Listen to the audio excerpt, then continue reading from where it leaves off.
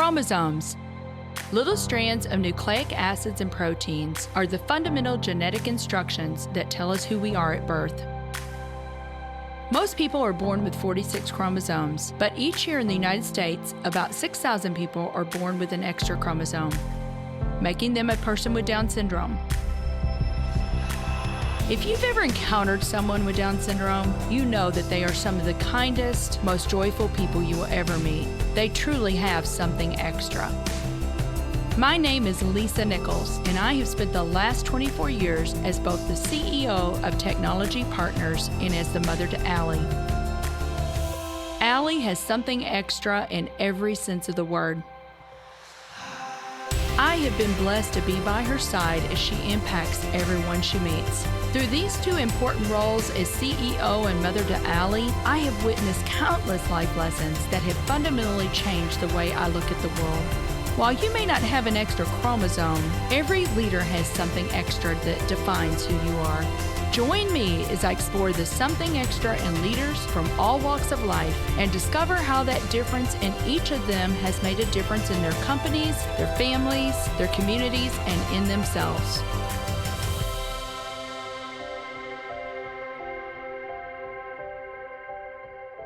I'm excited to have Juanita Ingram on the show today. Juanita is the CEO of Purpose Production, Inc. She is also an attorney, an author, a speaker, an award-winning creative producer, and philanthropist. If you like this episode today, please go to Apple Podcasts or wherever you listen and leave us a 5-star rating.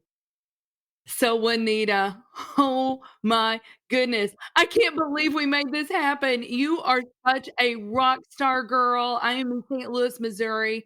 And listeners, Juanita is in Singapore right now. It's 11 p.m. And so I don't know of anybody else that I've had that actually have stayed up till 11 p.m. to do the podcast, Juanita. So thank you so much for making the time to be on the show. Oh, thank you so much for having me. I'm so glad that we made it happen across time zones. So thanks so much. I'm excited to be here. Well, and I have to give a shout out. I always love mapping it back to how we met.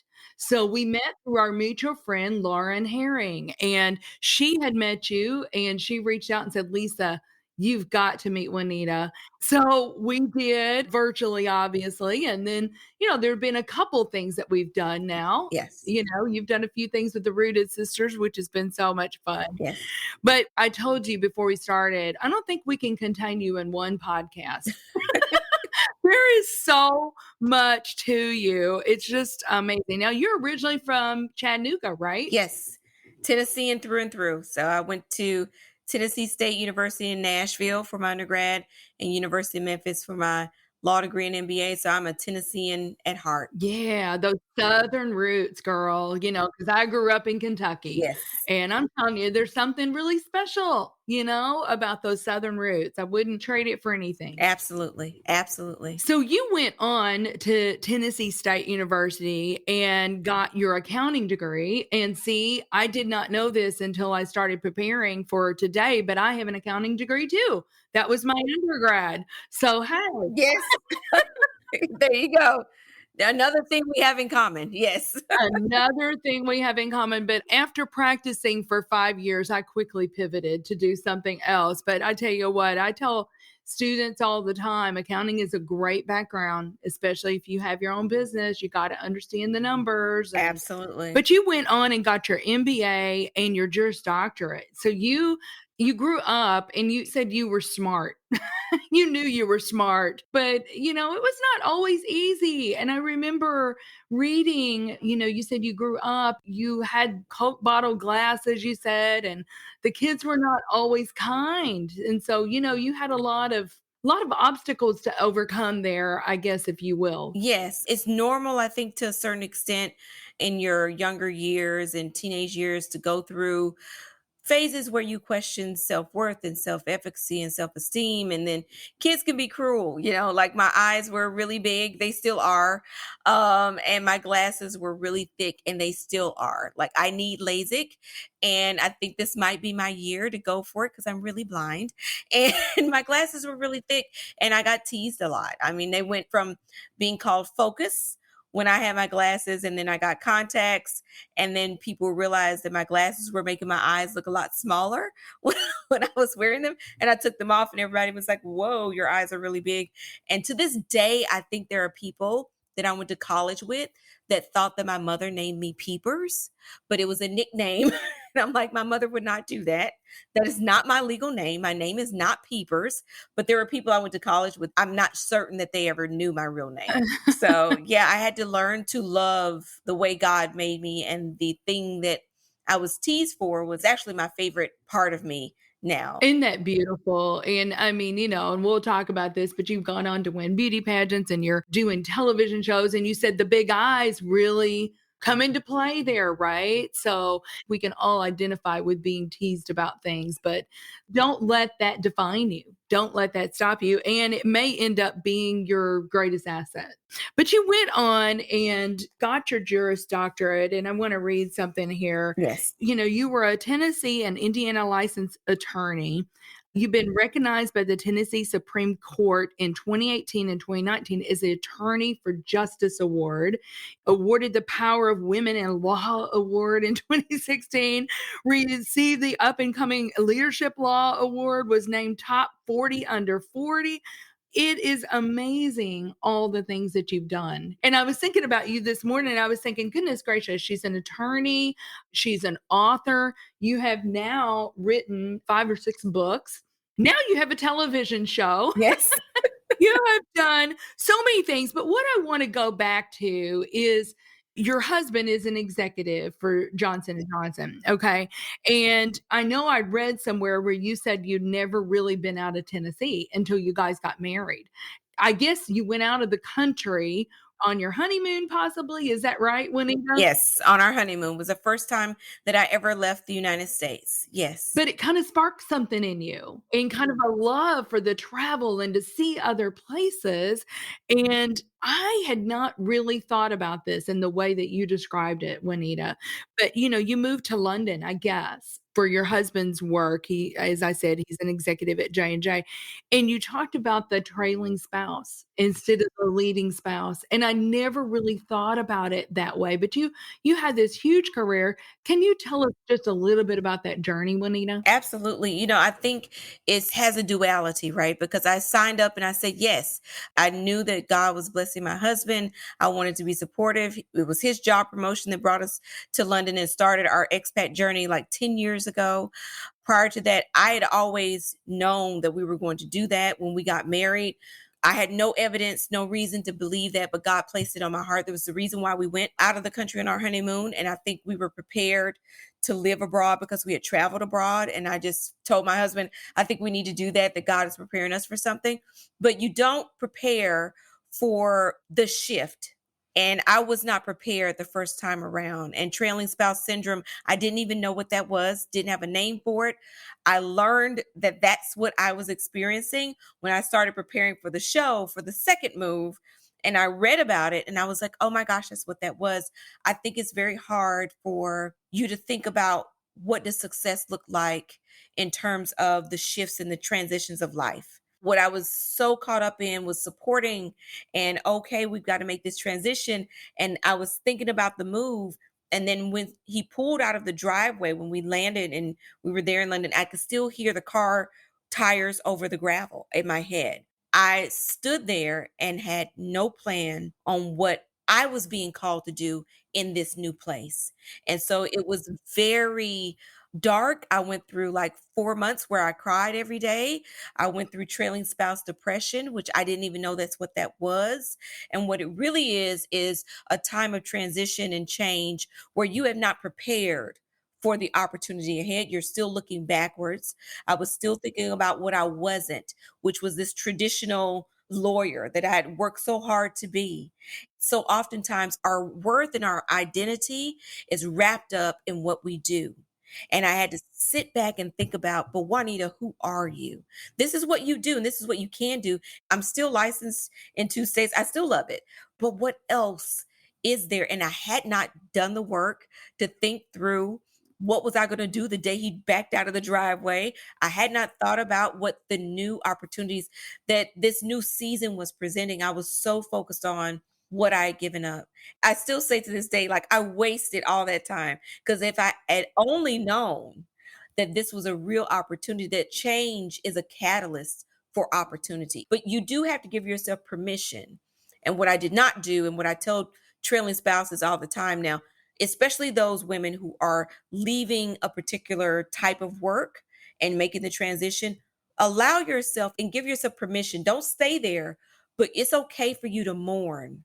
Even if you agree to the move, even if you know it's what's best, it is okay to mourn what you thought was going to be. By the time I was practicing law for like 10 years, I told myself, I want to be a judge. And I knew in that moment that I was taking a step away from that trajectory. And I was not giving myself opportunity to mourn that, to say, you know what, Juanita, you really did want to do that. You're not going to do that. That kind of hurts.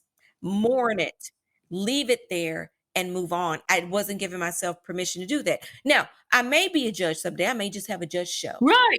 You never know. But at the time, I could only focus on what I was giving up. And I needed to make that shift and really appreciate where God was placing me now, which was more than I could have imagined. I hadn't written any books at that time. I hadn't done any of that. Right.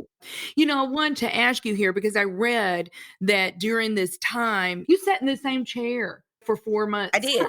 I You did. said your husband would pull out of the driveway, you would sit in this chair until it was time for your kids, I guess, you to go to pick up your kids from school. You sat in the same chair. I can see it clear as day now. I don't even know what I watched on television. I'm not even sure that I watched television. I sat there and I thought about all that I was giving up. I thought about how hard I worked to become a lawyer, the bar exams that I passed, everything that I wasn't doing, everything that wasn't happening. And what did this mean? I was sad. I was lost. I didn't have a sense of purpose or identity. And my whole worth and identity was wrapped up in this traditional way of doing law. And I sat there and ate. I gained like 15 pounds, which doesn't sound like a lot, but I'm short. So it's a lot. I don't have height as an advantage. And so, I sat there and cried for 4 months, had to tell myself to get up. Yeah, well, that's what you said. You said you finally decided that you need to start living out your purpose, Yes. and you hired a life coach. I wanted to say to our listeners, sometimes we get in a place and we need help, and it's okay. You just need that person that will look at the situation, give you a different perspective on things. How impactful was that for you to hire a life coach during that time? Oh, it was life changing. The thing that helped me to really come into my own and to really own my identity, because at the time I'd done a lot of different things, but people will make you feel weird. They'll make you feel weird for being multifaceted. They'll make you feel strange for being a whole brainer. They'll make you feel as though this is the box that you're supposed to be in. And let me put the lid on that box for you. And if you step outside of what they consider to be the norm or traditional route, sometimes by commission or omission, intentional or unintentional, projection, often they will try to make you feel strange. For me, I wanted to write books. I wanted to go back and act, all of these different things. And it was my life coach that helped me to see the cohesive thread that was driving me to do all the things that I was doing. So I had done Mrs. Pageants in the past. Still was doing that. And I went forward with that. I wanted to write books. I was volunteer for Dress for Success. And cohesively, there was a theme of empowering women that I had not identified.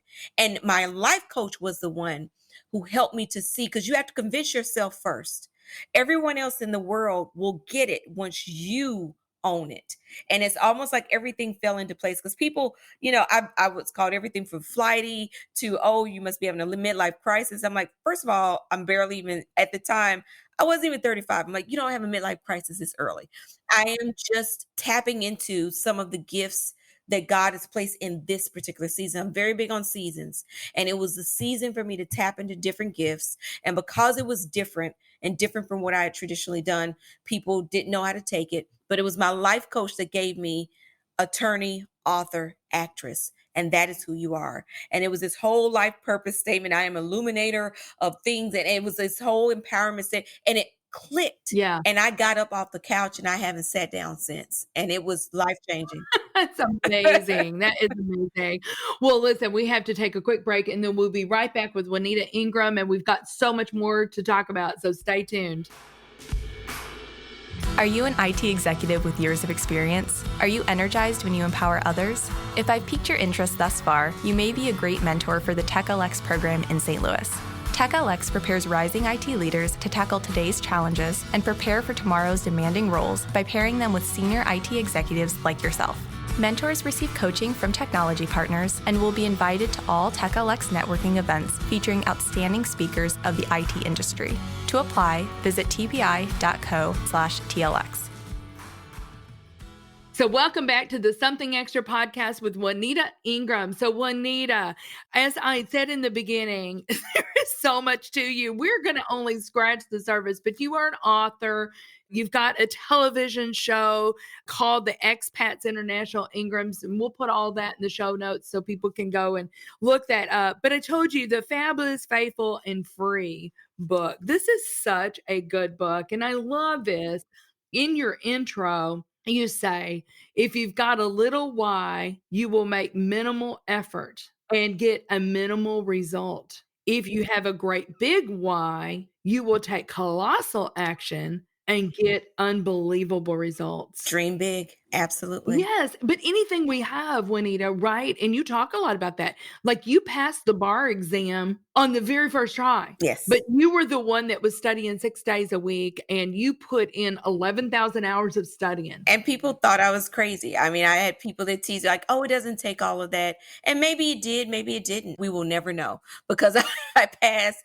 And the very people that chastised me for spending all that time, I wrote about in the book. I mean, I had a friend that took it 5 times and she just would never believe me that it took that much to do it. But it was a big why. It was a big dream. And I gave a big effort.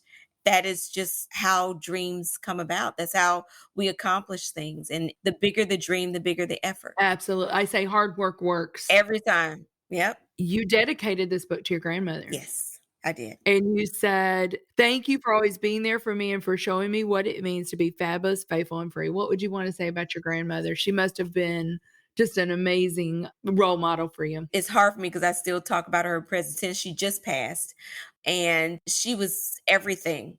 She is everything. She was everything that was womanhood, everything that was empowerment, just a strong figure in my life. I am named after her. She helped raise me. She was everything that epitomized femininity and intelligence and activism and strength.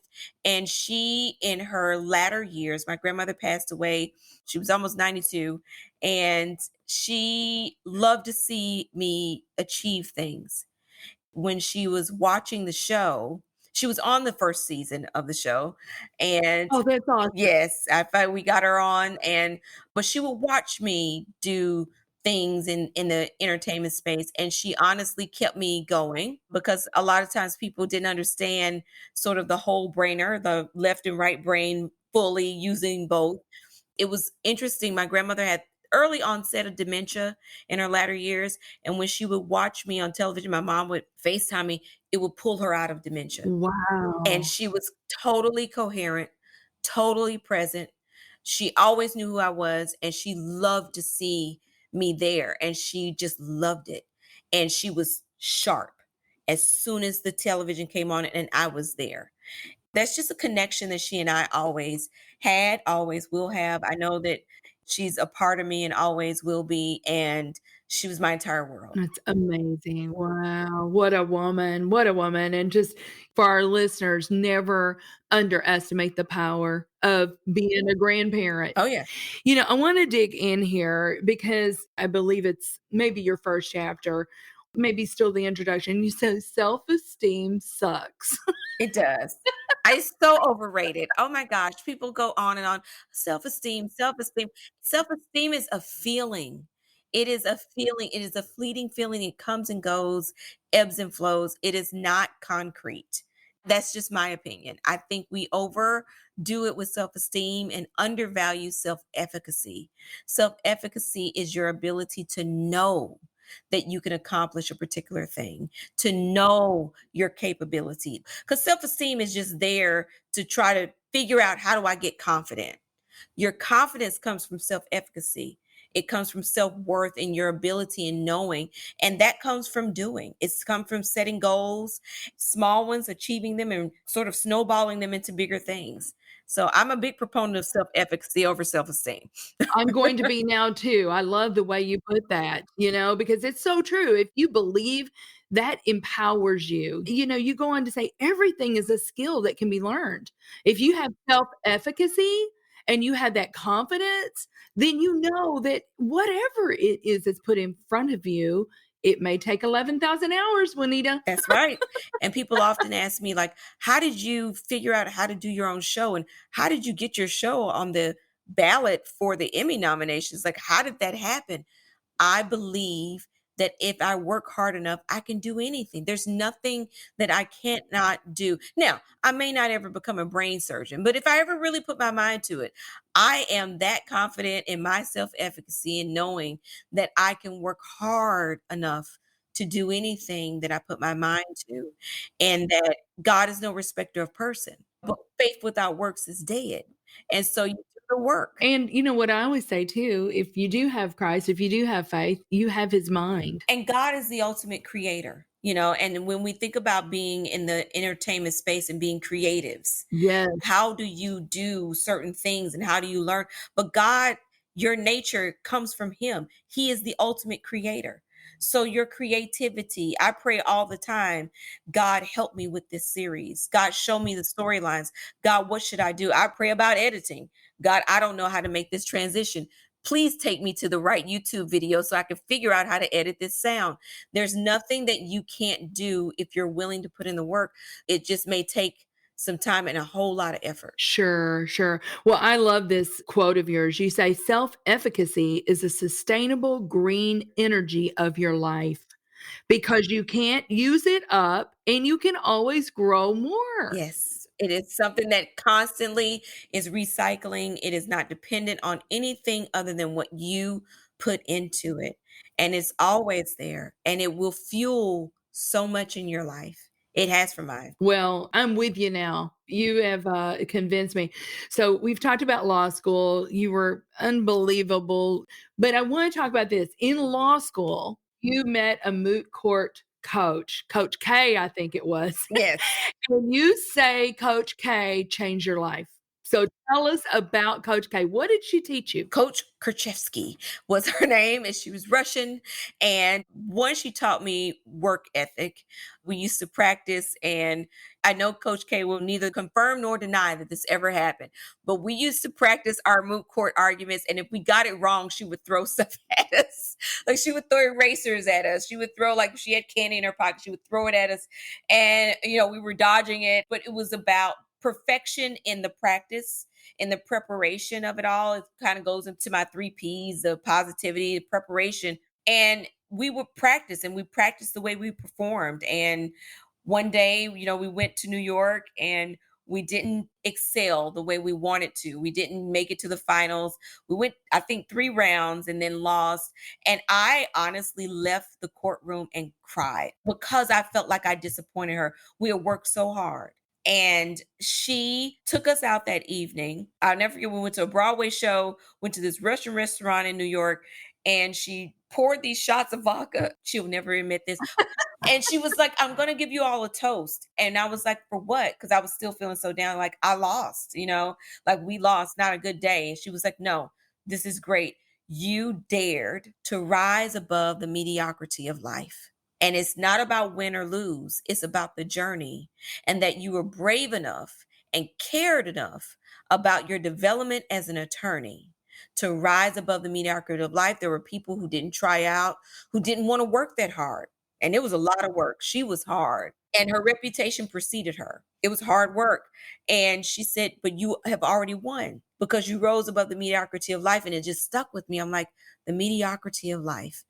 That you can get into a place of complacency where things are easy, where you are being mediocre, where you are not even challenging yourself or tapping into the vast level of gifts that you have. And I challenge myself, I will never settle in my level of mediocrity. My level of mediocrity may be someone else's plateau, Sure. but it's personal to me.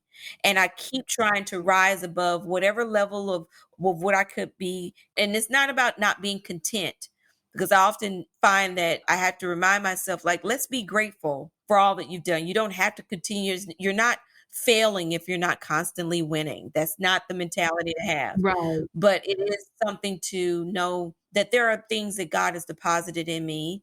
And in particular seasons, it's the time for those things. And it's okay to give yourself permission to do it. So let's talk about that real quickly, Juanita, because you talk about permission. You do have your P's: Yes. positivity, preparation, permission. It's a bonus of purpose. Yes. Purpose with the bonus, right? So let's talk about this a little bit. Positivity, you said you got to be intentional about whose influence you allow in your life. Everybody is not cheering for you. And to have a lukewarm cheering squad, you may as well not have one at all. I had to go through that. I think we all go through a situation where there are people around you that may have known you your entire life that cannot see where you are right now because they only see you as peepers, and they don't see you as Juanita Ingram. They see me as peepers. Sometimes people can say, well, who does she think she is? And I never knew that she could act. Well, you met me in college. You didn't meet me, you never met that side of me. And sometimes people can meet you at a certain stage and not understand your growth. Well, I love this. And then you say, you got to turn your obstacles into opportunity. Absolutely. I mean, we've talked a ton about preparation. I love this quote. You've got so many Juanita-isms. Oh, good. But here's what you said. You can't have $1 million goal with a minimum wage work ethic. It does not work. And I think so often, especially in the society that we're living in now, where things appear to be very instantaneous, we are watching the highlight reels of people's lives on social media, and it skews your mindset into thinking that things will be instantaneous, or to thinking that you don't see the struggle. Like, no one saw me sleeping on the floor of the law school, trying to attain certain things. No one saw the sacrifices at 23 years old when everyone else was hanging out and I was studying, and the things that I did in my career and still do. You watch a beautiful show. You have absolutely no idea how many hours I spent on this floor. When you press play on the show, it's great. But it took, gosh, we started filming in December of 18. You saw the show debut in December of 2020. It was 2 years to make that show. And some people think that it just will happen. It doesn't work that way. You got to do the work and the preparation. I had an old boss that was a former Marine, and he would always say, failing to prepare is preparing to fail. But what that does is it gives you a peace. You know that you've done the work, and it gives you a confidence. Well, I took a nap during the bar exam. Like, I finished so early that I went to sleep. That's how prepared you were. I don't believe you can be over prepared. I don't. Over preparation just builds your confidence, because sometimes you don't have time to respond or to think. You just have time to do. We've talked about this a lot, but you said give yourself permission to dream big. And I love this. We talked about how many things you've done. You got to give yourself permission to be bigger than that one job, right? I mean, you said, okay, yes, I'm an attorney. But now, I mean, you're an actress, you're a television producer, an author. You don't have to just be that one thing. I had to research, because people thought that was so weird. And if you listen to other people tell you what your story should be, or tell you what your norm should be, you'll start to believe it. I had to research and take the time to list and learn about all the other attorneys that did other things. Gandhi was an attorney. Clive Davis, that is the CEO of Jive Records, Harvard lawyer. All of these other lawyers that were doing all of these great things. And I made a collage of their faces. So when people would tell me that I was being flighty, or what are you doing? When are you going to go back and practice? That I would hold the course and know that I'm not alone, that it's okay. And this is what God had called. No one plateaus at 25. I've been a lawyer for 20 years now, and nobody plateaus. Your starting point could be someone's plateau and someone's goal, and that's okay. But just knowing and identifying what you're called to do in a particular season is so critical. Yes. So your bonus is purpose. Yes. Without purpose. You're clueless. It's just, you're going through life, but it will be easy to knock you off course. People see me accomplish so many things. They have absolutely no idea. For every one yes, for every one award, for every one good thing, there are 20 rejections. My first feature film that I was in, an indie feature film, I got a Best Actress nomination from the British Urban Film Festival. That was one role. I had auditioned 42 times before that. Had I not been called and understood and held on to what I knew, even with this show, even with season 2, I mean, it's been hard to film during COVID.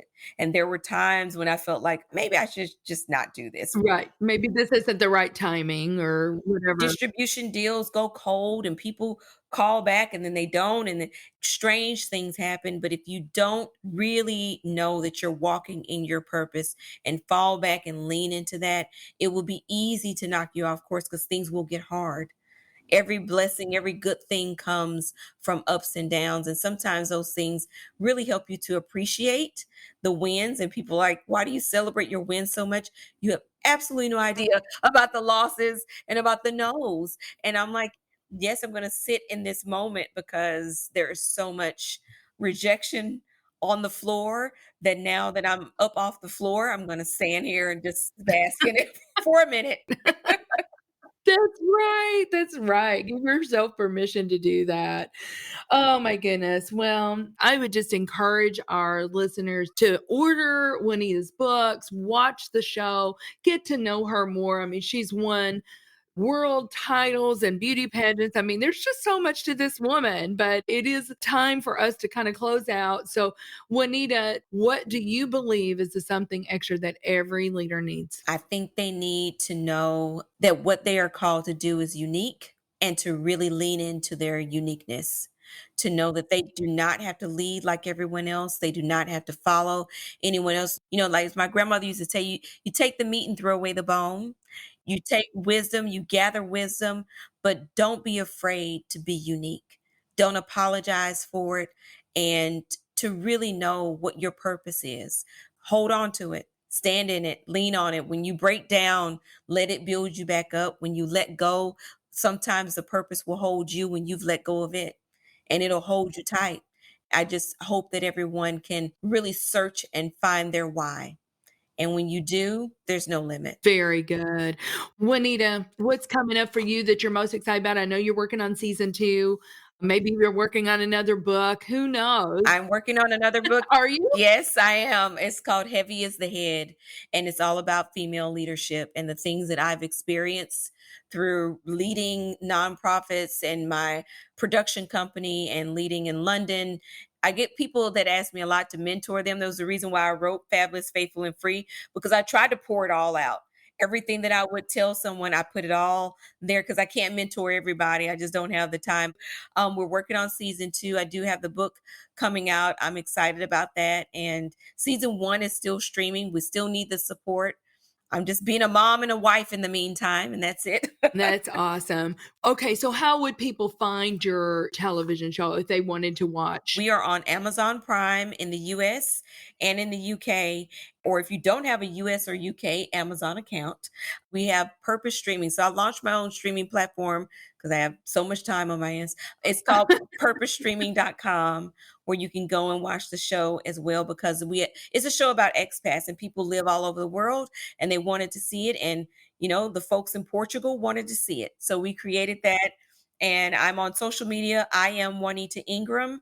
And that's my website also. The expatshow.com is the website for the show, and it's all there. Well, Juanita, thank you again. And I hope you can get some rest. Thank you so much. Yes, I will do that.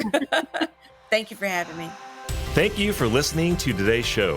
Something Extra with Lisa Nichols is a Technology Partners production. Copyright Technology Partners, Inc. 2019.